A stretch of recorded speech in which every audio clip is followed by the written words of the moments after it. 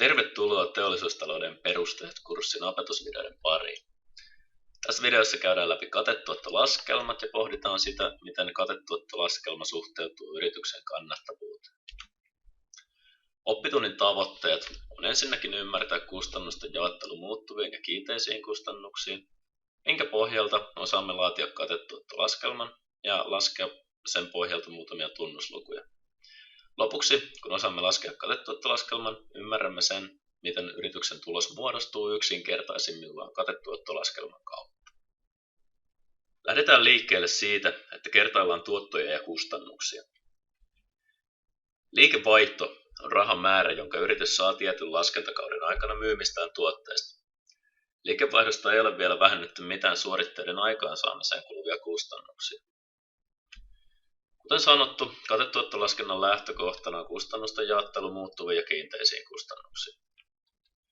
Muuttuvat kustannukset, eli mukut, ovat kustannuksia, jotka riippuvat toiminta-asteesta lyhyellä aikavälillä kohtuullisen lineaarisesti.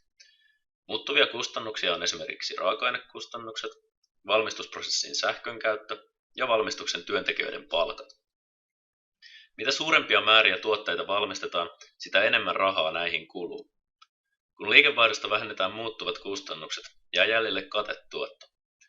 Katetuotto ei siis ole yleisön virhekuvitelman mukaan yrityksen voitto, vaan rahamäärä, jolla tulee kattaa kiinteät kustannukset sekä voitto. Kiinteät kustannukset ovat kustannuksia, jotka eivät riipu toiminta-asteesta. Kiinteitä kustannuksia ovat esimerkiksi toimitilojen vuokrat, lämmityskustannukset, koneiden poistot sekä johdon ja toimihenkilöiden palkkakustannukset. Nämä kustannukset pysyvät toiminta-asteesta riippumatta lyhyellä aikavälillä vakio. Kun katetuotosta vähennetään kiinteät kustannukset, jää jäljelle yrityksen voitto tai mahdollinen tappio. Usein katetuottoa laskettaessa lasketaan yritykselle myös katetuottoprosentti. Se saadaan varsin yksinkertaisesti jakamalla katetuotto liikevaihdolla. Hyvä katetuottoprosentin arvo on vahvasti toimiala riippuvainen, eikä sille ole viitearvoja. Esimerkiksi vähittäiskaupan katetuottoprosentti on usein varsin pieni suurten muuttuvien kustannusten takia, vaikka toiminta olisi hyvinkin kannattavaa. Katetuottolaskentaa voidaan yrityksissä käyttää käänteisesti, jos yritys laskee itselleen jonkinasteisen voittotavoitteen. Tällöin voittotavoitteeseen lisätään kiinteät kustannukset, jotka ovat usein hyvin tarkasti tiedossa. Saatuun katetuottotavoitteeseen lisätään muuttuvat kustannukset, jolloin saadaan myyntitavoite.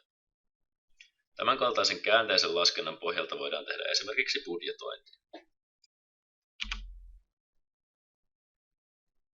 Kriittinen piste on tärkeä käsite katetuottolaskelman yhteydessä. Kriittinen piste kuvaa toiminta-astetta, jolla yrityksen tekemä tulos on 0. Se siis kertoo, kuinka paljon yrityksen tulee myydä valmistamansa tuotetta, jotta se ei tekisi tappiota. Kriittinen piste voidaan ilmoittaa euromääräisenä, eli liikevaihdon määränä, jolla tulos jää nollaan. Lisäksi se voidaan ilmoittaa tuotantomäärien mukaan, eli jälleen toimialasta riippuen, joko kappaleittain, kilogrammoittain tai muussa vastaavassa yksikössä. Koska kriittisessä pisteessä tulos on 0, tulee tällöin katetuoton olla yhtä suuri kuin kiinteät kustannukset. Oikean yläkulman palkkikuviosta nähdään helposti, että mitä pienemmäksi voitto menee, sitä lähempänä katetuotto on kiinteiden kustannusten määrää. Kun voitto on 0 ja näin ollen ollaan kriittisessä pisteessä, on katetuoton oltava kiinteiden kustannusten suuruinen. Kun pyöritellään katetuottoprosentin kaavasta liikevaihto, huomataan, että liikevaihto on yhtä kuin katetuotto jaettuna katetuottoprosentilla. Koska määritelmän mukaan katetuoton kriittisessä pisteessä tulee olla kiinteiden kustannusten suuruinen, saadaan kriittisen pisteen liikevaihto helposti sijoittamalla katetuoton paikalle tiedossa olevat kiinteät kustannukset. Kriittisen pisteen liikevaihto siis kertoo, kuinka paljon yrityksen tulee tietyllä katetuottoprosentilla myydä, jotta se ei jäisi tappiolliseksi. Seuraavaksi käydään läpi yrityksen kannattavuuskuvio, joka kertoo visuaalisesti katetuoton muodostumisen. Kuvassa X-akseli esittää toiminta-astetta, tässä tapauksessa 1000 kappaletta. Toimialasta ja valmistettavasta tuotteesta riippuen toiminta-astetta voidaan tietenkin mitata myös esimerkiksi tonneissa, metreissä tai muussa yksikössä. Y-akseli esittää euromääräiset tuotot ja kustannukset. Sininen suora esittää kiinteitä kustannuksia. Kuten kuvasta nähdään, nämä kustannukset pysyvät vakiona, vaikka toiminta-aste olisi 0 kappaletta tai 30 000 kappaletta. On kuitenkin tärkeää muistaa, että kiinteätkin kustannukset pysyvät vakiona vain valitulla laskentakaudella. Esimerkiksi kun yritys hankkii uuden tuotantokoneen ja poistojen määrä lisääntyy, nousee kiinteiden kustannusten määrä kerralla hyppäyksellä koneen aiheuttaman poiston verran ylöspäin. Keltainen suora esittää muuttuvia kustannuksia. Muuttuvat kustannukset kasvavat lineaarisesti valmistettavien tuotteiden määrän kasvaessa. Myös muuttuvien kustannusten yhteydessä tulee ymmärtää, että suoran kulmakerroin pysyy vakiona vain tiettyä laskentakautta tarkasteltaessa. Esimerkiksi tarpeeksi suurilla tilausmäärillä raaka-ainetoimittajat saattavat antaa paljousalennuksia, jolloin myös yksikkökohtaiset muuttuvat kustannukset vaihtuvat ja suoran kulmakerroin muuttuu. Punainen suora esittää kokonaiskustannuksia, eli niin sanottuja kokuja. Tähän suoraan on laskettu mukut ja kikut yhteen. Näin ollen kokonaiskustannusten kasvunopeus on yhtä suuri kuin muuttuvien kustannusten kasvunopeus. Vihreä suora esittää yrityksen saamia myyntituottoja. Vihreän suoran tulisi tietenkin kasvaa nopeammin kuin muuttuvia kustannuksia kuvaavan keltaisen suoran ja kokonaiskustannuksia kuvaavan punaisen suoran, jotta toiminta ylipäätään voisi olla kannattavaa. Toisin sanoen yksikkökohtaisen myyntihinnan tulee olla suurempi kuin yksikkökohtaiset muuttuvat kustannukset. Punainen piste esittää kriittistä pistettä. Kun toiminta-aste on pienempi kuin kriittisessä pisteessä, tekee yritys tappiota. Kun toiminta-aste on kriittistä pistettä suurempi, on yritys taas voitollinen. Voitto tai tappio lasketaan tuottojen ja kokonaiskustannusten erotuksena.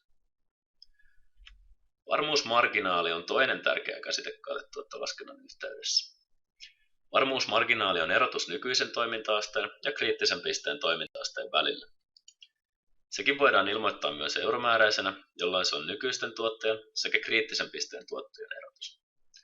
Vastaavasti euromääräinen varmuusmarginaali voidaan laskea, kun kerrotaan kappalemääräinen varmuusmarginaali yhden kappaleen myyntihinnalla.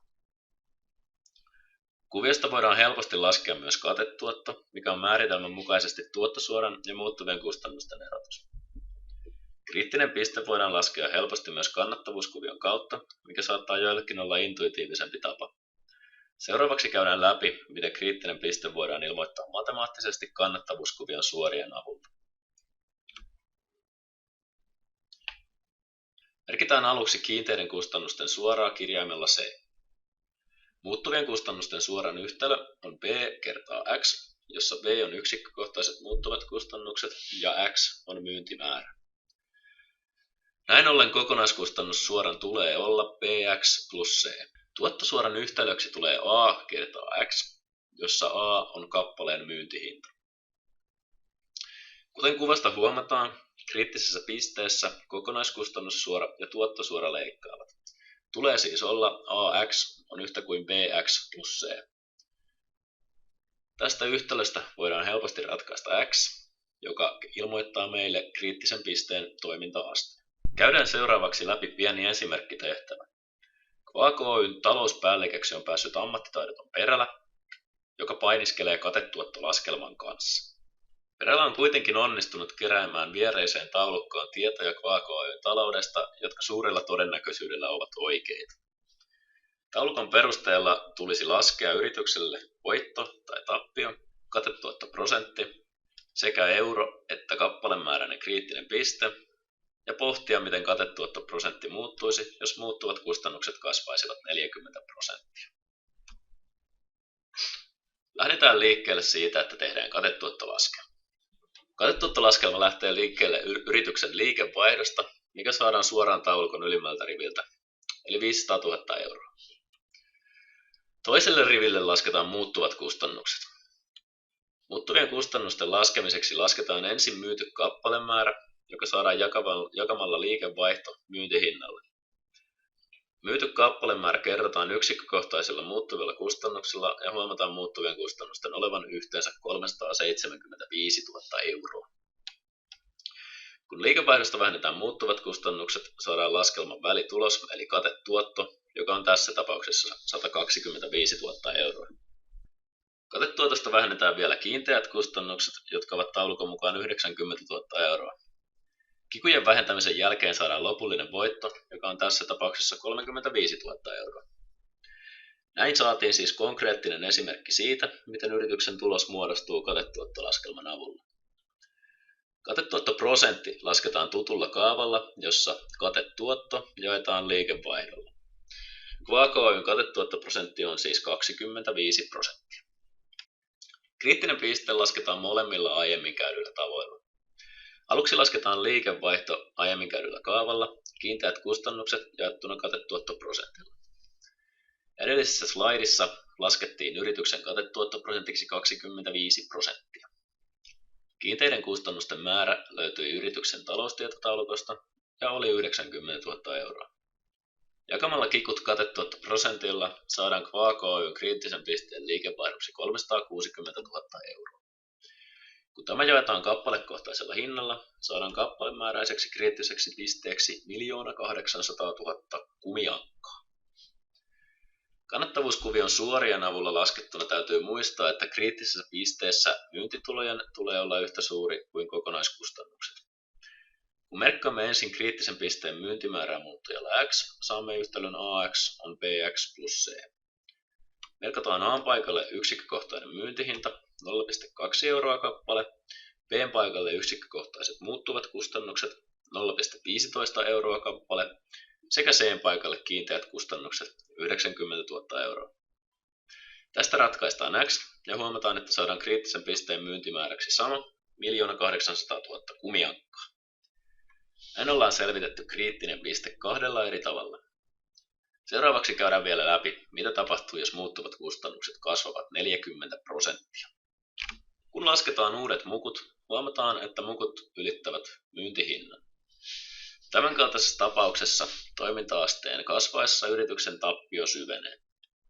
Katsotaan kannattavuuskuvion kautta, mitä tällaisessa tilanteessa yleisesti tapahtuu. Kun mukujen kulmakerroin ylittää tuottojen kulmakertoimen, käy niin, ettei kokonaiskustannussuora ikinä leikkaa tuottosuoraa. Yritys on siis toiminta-asteesta riippumatta tappiollinen. Näin ollen katetuottoprosentti jää negatiiviseksi, eli sen laskeminenkin on melko hyödytöntä. Lisäksi kriittistä pistettä ei ole, koska tuotot eivät koskaan saavuta kustannuksia.